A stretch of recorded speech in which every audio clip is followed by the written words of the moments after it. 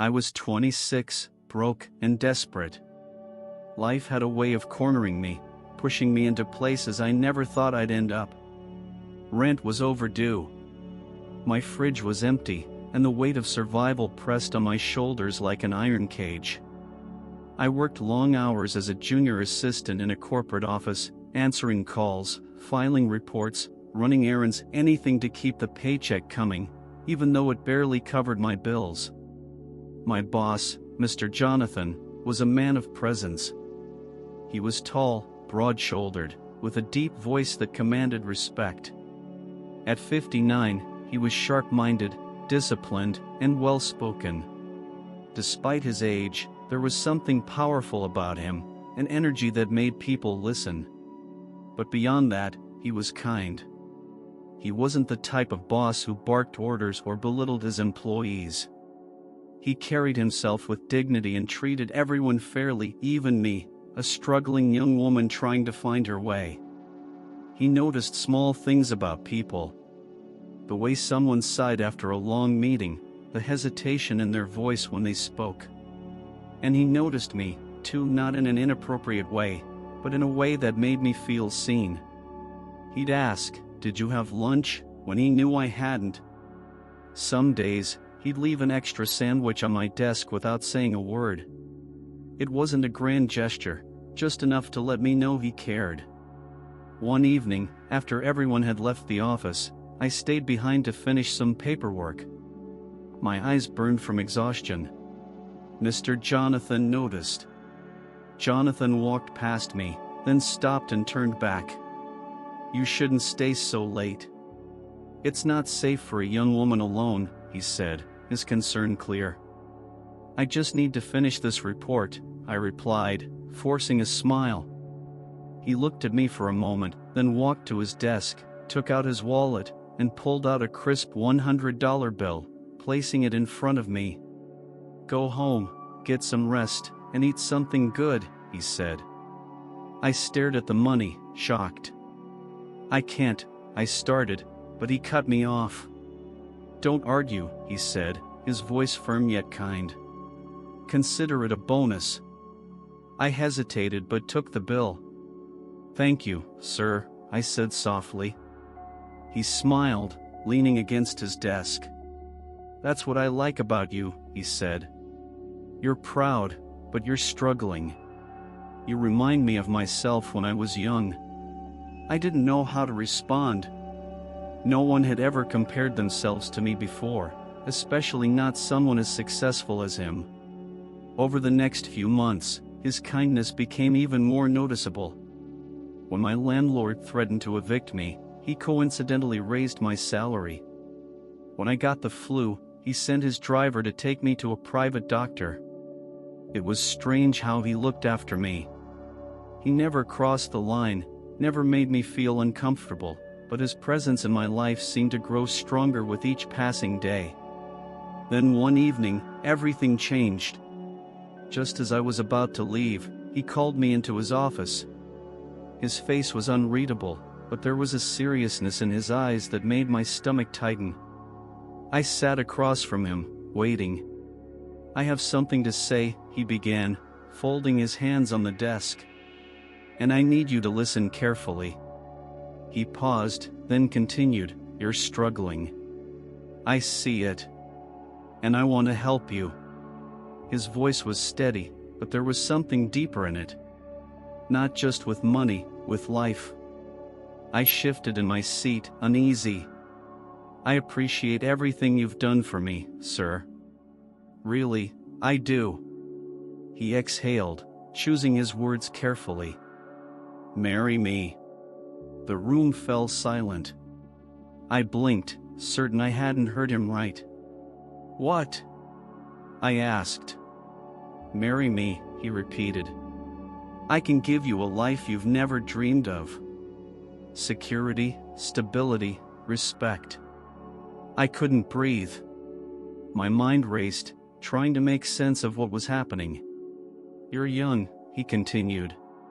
"Smart, beautiful, but you're drowning in a world that doesn't care about you." "I care about you." I shook my head, my thoughts tangled. You're 59. Yes, he said, nodding. And I won't pretend that's not significant, but love isn't always about age. Love? Was that what he thought this was? I know this is unexpected, he said. Take your time to think about it. I won't pressure you, but I won't lie, I want an answer. I stood up abruptly, my hands shaking. I need to go. He didn't stop me. Go. But remember, the world out there is cruel. I'm offering you something real. I left his office in a daze, my heart pounding. The city streets felt colder than usual, the lights too bright, the noise too loud. I had spent my entire life clawing my way out of poverty, fighting for every inch of dignity I had. And now here was a man offering me everything on a silver platter. But at what cost? I couldn't sleep that night. Mr. Jonathan's words replayed in my mind like a haunting melody. Marry me. It was absurd, unthinkable. He was old enough to be my father. And yet, beneath the shock, there was something else, temptation. The offer wasn't just about love. It was about survival, about freedom from the weight of struggle. The next day at work, I avoided his gaze. I kept my head down, drowning in tasks that never seemed to end. But I could feel his presence, the silent patience with which he waited. He wasn't a man who begged. He had simply laid out his offer and given me the space to decide. Days passed, then weeks. He never brought it up again, but his actions spoke louder than words. Every time I hesitated outside the office to check my empty wallet before buying lunch, I felt his eyes on me. Every time I overheard coworkers talking about their weekend plans while I counted pennies for rent, I knew he saw. One evening, he asked me to join him for dinner. It wasn't a date, he assured me, just a conversation. I agreed, more out of curiosity than anything else. He took me to an elegant restaurant, the kind I had only seen in magazines. The waiters knew his name. The service was impeccable. It was a world so different from mine that I felt like an imposter just sitting there. I won't ask again, he said after the food arrived. But I want to know what's stopping you. I hesitated, staring at the candle flickering between us. You already know, I said finally. You're older. People will talk. They'll say I married you for money.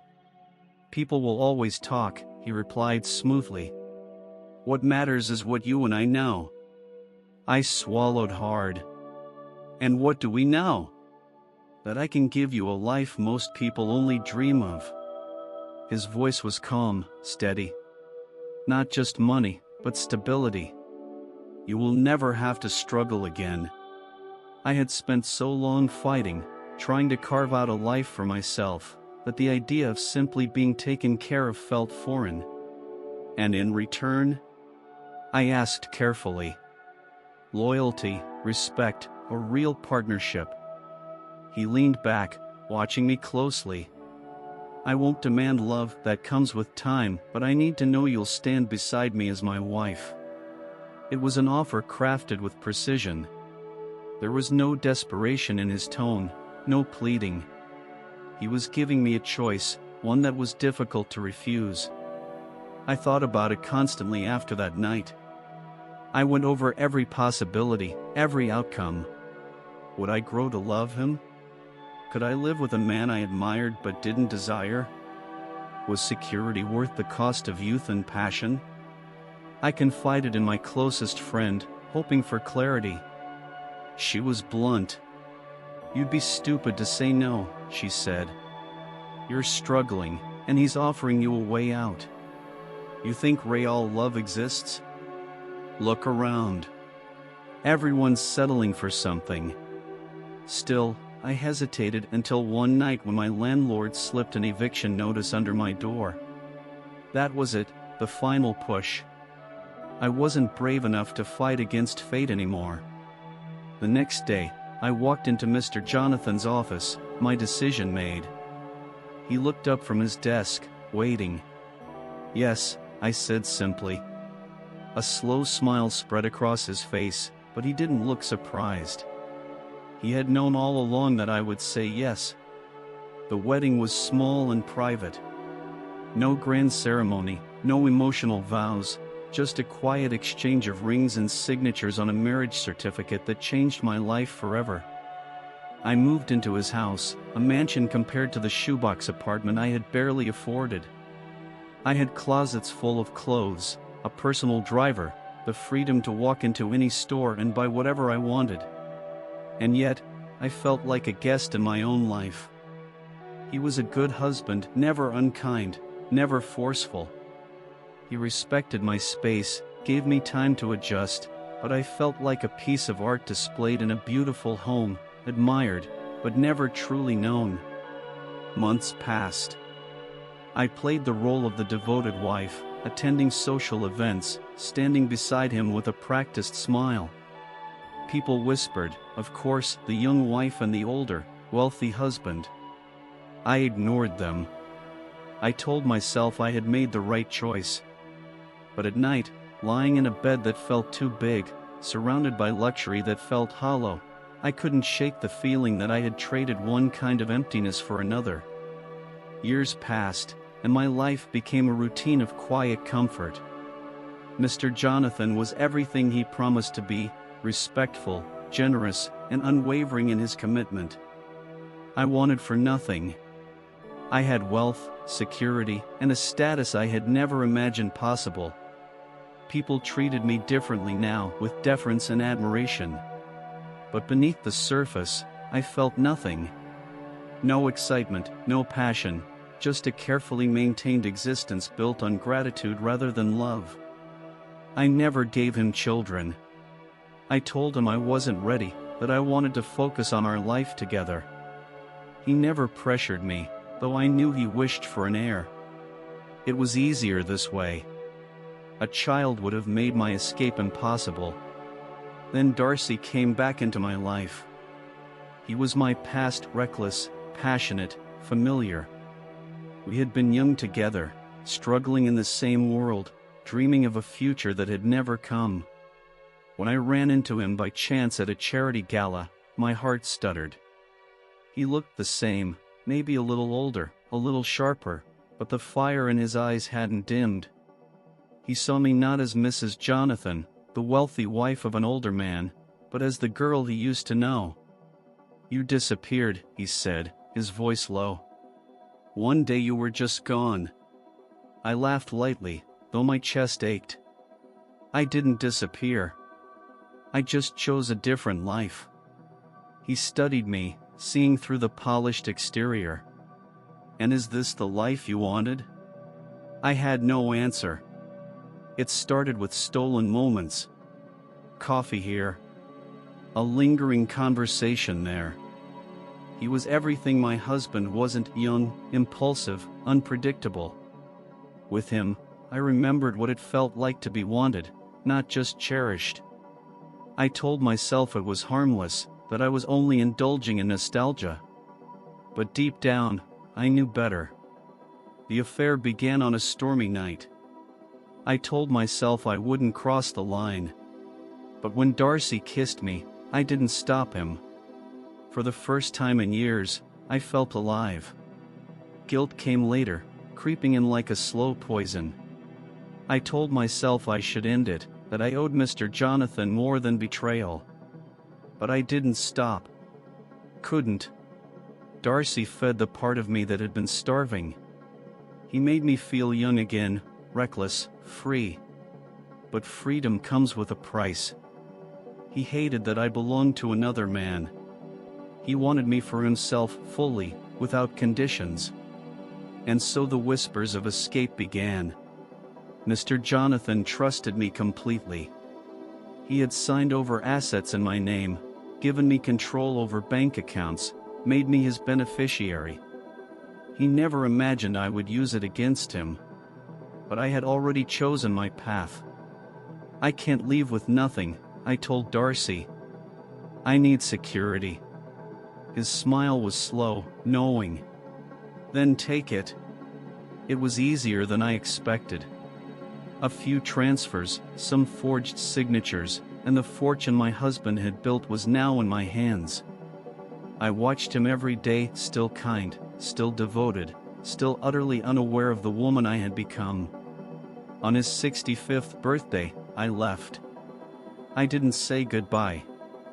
I packed my bags, emptied the accounts, and disappeared into the night with Darcy by my side. By the time Mr. Jonathan realized what had happened, I was long gone. Darcy and I started a new life far from where anyone knew our past. The money made things easy at first. Luxury hotels, expensive dinners, spontaneous trips. I finally had what I thought I wanted: freedom, passion, and a man who made me feel alive. No more pretending. No more lifeless nights in a mansion that felt more like a museum. This was the life I had chosen. And for a while, I convinced myself I had one. But money has a way of slipping through fingers faster than expected. Darcy had plans, ideas of investments that would double what we had stolen. I trusted him. I let him make the decisions, sign the deals, move the money. I didn't notice how fast the numbers dwindled until it was too late. The fortune that once felt limitless became smaller with each passing month. First, Darcy was patient, reassuring. Money comes and goes, he'd say, brushing off my concerns. But then the arguments started. Why wasn't I happy? Why did I complain when we still had more than most people? When I suggested being more careful with spending, he laughed. What's the point of having money if we don't enjoy it? I tried to ignore the uneasy feeling growing inside me. I reminded myself why I had left, why I had risked everything. I had done this for love, for passion. I had done this for him. But slowly, I realized something terrifying. I had never really known Darcy at all. The man who once looked at me with adoration now looked at me with impatience. The excitement of our escape faded, and with it, his tenderness. The first time he disappeared for a few nights, I told myself he needed space. The second time, I knew better. There were other women. Secret meetings. Money slipping through hands that weren't mine. When I confronted him, he didn't deny it. He only smiled, amused. Did you think you were different? That you were special? I had left a man who worshipped me for one who barely cared if I stayed or left. Panic set in when I checked the accounts and found them almost empty. The security I had fought so hard for was gone. Darcy had taken everything, just as I had done to Mr. Jonathan. When I demanded answers, he shrugged. Money runs out, he said. You should know that better than anyone. That was the moment I saw the truth. I had betrayed a man who had only ever given me kindness, for one who had never truly loved me at all. I thought about going back, apologizing, begging, but what could I say? I had burned that bridge so thoroughly that there was nothing left but ashes. Mr. Jonathan had given me a life, a future, and I had thrown it away for something fleeting. The realization hit me in waves, each one heavier than the last. I had nothing. No money, no love, no home. And for the first time in my life, I had no one to blame but myself.